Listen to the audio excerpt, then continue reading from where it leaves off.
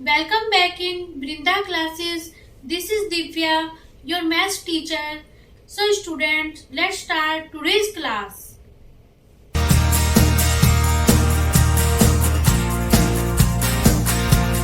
Question number 6 of exercise 4.3. If the work done by a body on application of a constant force is directionally proportional to the distance travelled by the body, यहाँ पे क्या है, हमें कोई body दी गई है, किसी body पे क्या किया हुआ है, कांस्टेंट फोर्स अप्लाई किया हुआ है। जब कांस्टेंट फोर्स अप्लाई करेंगे तो क्या होगा, हमने मतलब उस पर वर्क किया है, तो वर्क कैसे किया है, कांस्टेंट फोर्स अप्लाई करके। अब जब कांस्टेंट फोर्स अप्लाई किया है तो वो जो बॉडी होती है एक जगह से दूसरी जगह मूव करती है, मतलब एक तो वो क्या करती है, डिस्टेंस ट्रेवल करती है। अब इसमें ये कहा गया है कि ये जो डिस्टेंस वो ट्रेवल करेगी, एक जगह से दूसरी जगह मूव करेगी, ये किसके प्रोपोर्शनल हो जाएगा, डायरेक्टली प्रोपोर्शनल है वर्क डन के, कि इस पे जिस हिसाब से वर्क लगाया जाएगा उसी हिसाब से वो क्या होगी, वो जो डिस्टेंस कवर करेगी। Express this in the form of the equation in 2 variables and draw the graph of the same by taking the constant force as 5 units. अब इसमें क्या कहा है कि इस जो हमारे पास ये सिचुएशन दी गई है, इसे अब हमें किस में एक्सप्रेस करना है, लीनियर इक्वेशन इन 2 वेरिएबल्स में एक्सप्रेस करना है। और उसे इक्वेशन को एक्सप्रेस करके हमें उस इक्वेशन का क्या बनाना है, ग्राफ बनाना है। और यहाँ पे जो कांस्टेंट फोर्स अप्लाई किया गया है उसकी वैल्यू क्या है, 5 units. Also read from the graph the work done when the distance travelled by the body is first part 2 units and second part 0 units. और इसमें ये कहा गया है कि जब हम उस लीनियर इक्वेशन का ग्राफ बनाएंगे, लीनियर इक्वेशन का ग्राफ बना के हमें वर्क डन की वैल्यू बतानी है। कब बतानी है, फर्स्ट पार्ट में तो 2 यूनिट्स होनी चाहिए डिस्टेंस ट्रेवल, कि जब डिस्टेंस ट्रेवल 2 यूनिट्स है तब वर्क डन कितना होगा, ग्राफ से बताना है। और जब डिस्टेंस ट्रेवल 0 यूनिट है तब बताना है ग्राफ से कि वर्क डन कितना होगा। स्टूडेंट्स, अगर आप इस एक्सरसाइज के, इस चैप्टर के और भी क्वेश्चंस विजिट करना चाहते हैं तो इस पूरे चैप्टर की जो मैंने प्लेलिस्ट की वीडियो है, प्लेलिस्ट की वीडियो का जो लिंक है वो डिस्क्रिप्शन और आई बटन में डाल दिया है। आप इसके पूरे चैप्टर के कोई भी क्वेश्चंस देख सकते हैं। लेट द वर्क डन की बॉडी पे हमने कितना वर्क डन किया, उसकी वैल्यू क्या है, x यूनिट है। और डिस्टेंस ट्रेवल की है जितनी बॉडी ने, उसकी वैल्यू क्या है, y यूनिट है। अब देखो, हमें क्वेश्चन में दिया गया था कि जो वर्क डन है वो डायरेक्टली प्रोपोर्शनल है कि डिस्टेंस ट्रेवल्ड के। प्रोपोर्शनल का क्या मतलब होता है, मान लो जैसे वर्क बढ़ रहा है तो डिस्टेंस भी बढ़ेगी, अगर वर्क घट रहा है तो डिस्टेंस भी घटेगी।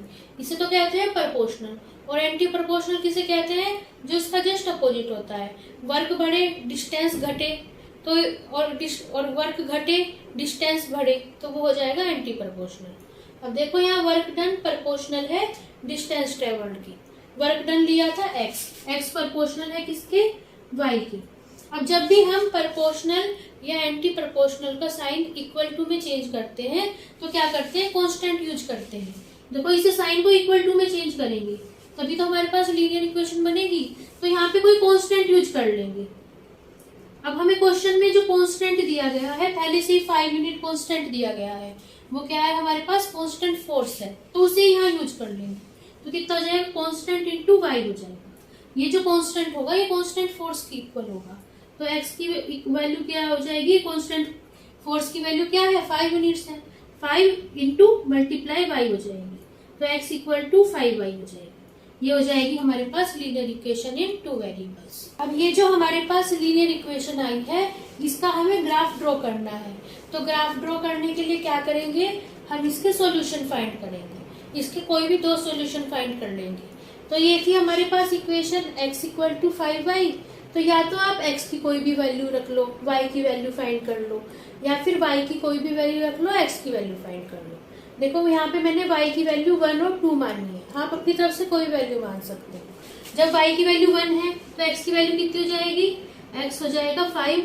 देखो, यहाँ 5y थी इक्वेशन, मतलब 5 की y में मल्टीप्लाई हो रही थी, तो 5 मल्टीप्लाई 1 हो जाएगा, x की वैल्यू हो जाएगी 5 1 जा 5। तो देखो 1 पे वैल्यू क्या आई है, x की वैल्यू 5 आई है, तो ये जो पॉइंट आया है 5 और 1, ये क्या हो जाएगा, इस लीनियर इक्वेशन का पहला सॉल्यूशन हो जाएगा। अब इसी तरह दूसरा सॉल्यूशन फाइंड करेंगे।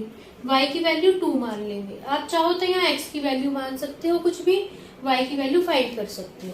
तो क्या हो जाएगी x की वैल्यू, जब y की वैल्यू 2 हो जाएगी, इक्वल टू देखो 5 की मल्टीप्लाई हो जाएगी y की वैल्यू है 2 से, तो x की वैल्यू आ जाएगी 5 2 जा 10, तो यहाँ पे लिख लेंगे 10।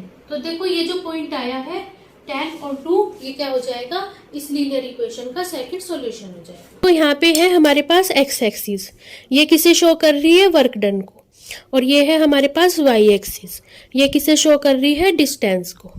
तो देखो इस इक्वेशन के कॉरस्पॉन्डिंग हमारे पास ये पॉइंट्स आए थे। पहला पॉइंट था x इक्वल टू 5 और y इक्वल टू 1, ये वाला पॉइंट।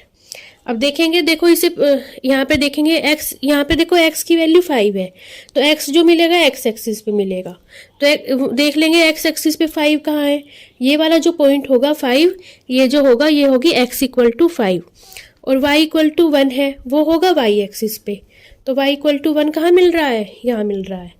तो ये देखो ये जो हमारे पास दो पॉइंट्स आए हैं, एक ये और एक ये पॉइंट्स है x इक्वल टू 5 और y इक्वल टू 1। अब देखो इन दोनों पॉइंट्स के सामने यहाँ पे जो हमारे पास स्ट्रेट लाइंस बनी हुई हैं, परपेंडिकुलर स्ट्रेट लाइंस, 5 के कोरस्पॉन्डिंग ये वाली लाइन देखनी है हमें स्ट्रेट लाइन, और 1 के कोरस्पॉन्डिंग ये वाली स्ट्रेट लाइन देखनी है, ये वाली देखो। अब देखो ये जो दोनों स्ट्रेट लाइंस हैं आपस में इस पॉइंट पर क्रॉस कर रही हैं। ये वाला जो पॉइंट होगा ये हो जाएगा हमारे पास 5 और 1, ये वाला पहला पॉइंट हो जाएगा 5 और 1। अब देखो दूसरा पॉइंट शो करना है, दूसरा पॉइंट है x इक्वल टू 10 और y इक्वल टू 2। तो देखो x इक्वल टू 10 है x एक्सिस पे, यहाँ मिल रहा है पॉइंट 10, ये वाला हो गया, और y एक्सिस पे पॉइंट 2 देखना है, वो कहाँ पे हो गया, ये वाला पॉइंट हो गया।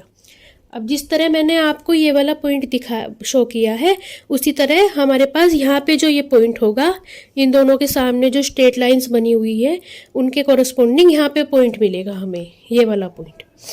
ये हो जाएगा हमारे पास, पहले लिखेंगे x कोऑर्डिनेट, बाद में लिखेंगे y कोऑर्डिनेट।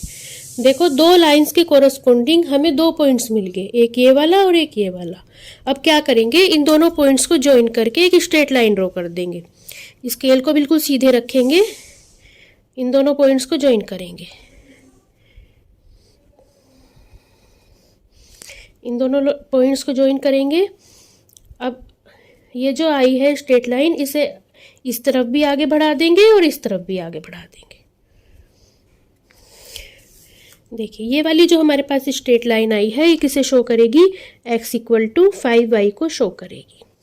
यहाँ पे फाइंड करना था कि जब 2 यूनिट डिस्टेंस है तो वर्क डन कितना है।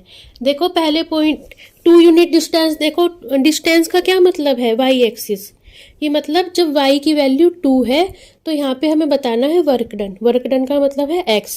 तो देखो जब y की वैल्यू 2 देखेंगे, इस वाली स्ट्रेट लाइन पे y इक्वल टू 2 कहाँ आ रहा है, देखो y इक्वल टू 2 यहाँ पे आ रहा है। देखो ये वाला जो हमारे पास पॉइंट था 10 और 2, देखो ये वाला पॉइंट था x इक्वल टू 10 और y इक्वल टू 2, यहाँ पे जो है y इक्वल टू 2 आ रहा है। तो देखो यही वाला जो हमने पॉइंट्स ड्रॉ करा था, इसमें देखो x की वैल्यू कितनी है, 10 है, तो इसका मतलब x किसे शो कर रहा है, वर्क डन को। तो जब y इक्वल टू 2 है, मतलब डिस्टेंस जो है 2 है, तो वर्क डन कितना होगा, यहाँ पे हमारे पास 10 हो जाएगा। तो इस स्थिति में आ जाएगा 10 यूनिट्स।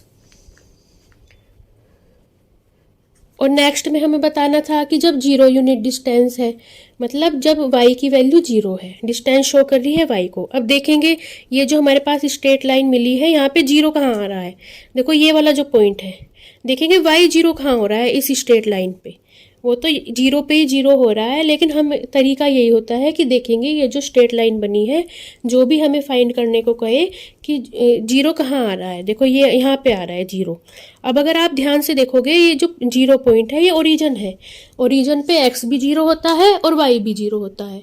देखो ओरिजिन पे ही दोनों जो डिस्टेंस है, y जो कोऑर्डिनेट है वो 0 आ रहा है, और यहाँ पे x भी 0 आ रहा है, मतलब वर्क डन भी क्या आ रहा है, 0 आ रहा है। तो जब 0 यूनिट डिस्टेंस है तो वर्क डन भी कितना हो रहा है, यहाँ पे हमारे पास 0 यूनिट हो रहा है।